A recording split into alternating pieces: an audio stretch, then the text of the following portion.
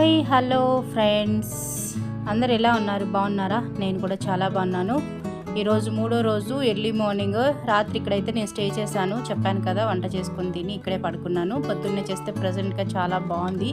రాత్రి అయితే చాలా పెద్ద వర్షమే పడింది. ఇక్కడ సీసీ కెమెరాస్ పక్కనే ఊరు ఉండడం వల్ల నేను సేఫ్గా ఉన్నాను.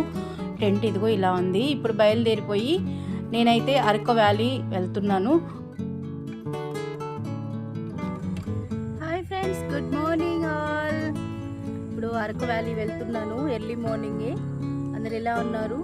స్వప్న వ్లాగ్ 999 మన యూట్యూబ్ ఛానల్. ప్రతి విషయాన్ని మీతో అయితే షేర్ చేసుకుంటాను. ఇప్పుడు రాత్రి అయితే ఇది మూడో రోజు, థర్డ్ డే. నేను ఇంటికాడ నుంచి బయలుదేరి ఓన్ ట్రావెలింగ్తో మొదలుపెట్టి నేను ఇవాళ 3 రోజులు అయింది మన బండి మీద. రాత్రి కూడా ఒక మంచి ప్లేస్లో అయితే నేను స్టే చేశాను, మంచిగా సేఫ్ ప్లేస్లో. అలాంటి విషయాలు ఇంకా చాలా ఎలా సేఫ్గా ఉండాలి, అలాగే మనకి ఏదైనా ఆపద వస్తే ఒక గర్ల్ ఎలాంటి ఇది లేకుండా సేఫ్టీగా ఉండొచ్చు అనేది చాలా విషయాలు అయితే నేను చెప్పబోతున్నాను. ఫ్రెండ్స్, మీరైతే ఖచ్చితంగా సపోర్ట్ చేయండి. ప్లీజ్ సబ్స్క్రైబ్, లైక్, షేర్ చేయండి.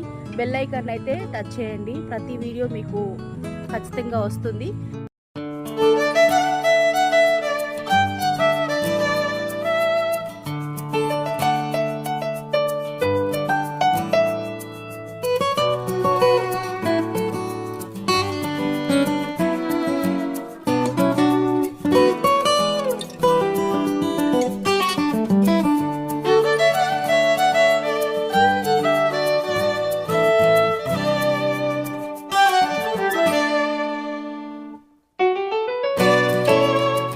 హలో ఫ్రెండ్స్, చూసారా ఈ లొకేషన్ ఎంత బాగుందో? వెళ్ళే వేలో చాలా అంటే చాలా బ్యూటిఫుల్గా ఉంది. ఇక్కడ వాటర్ ఫాలు చాలా అంటే బాగుంది. కొంచెంసేపు అక్కడ ఆగాను.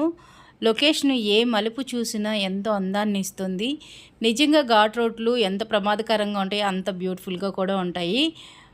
నేనైతే ఈ వాటర్ ఫాల్ దగ్గర కొంచెంసేపు ఉండి దాన్ని ఎంజాయ్ చేశాను. చూసి వెళ్ళే వాళ్ళని ఫోటో తీయమని, వీడియో తీయమని అడిగాను. వెళ్తుంటే ఒక ప్లేస్లో అయితే నాకు ఒక పాము కనిపించింది, తాజ్పాము పిల్ల.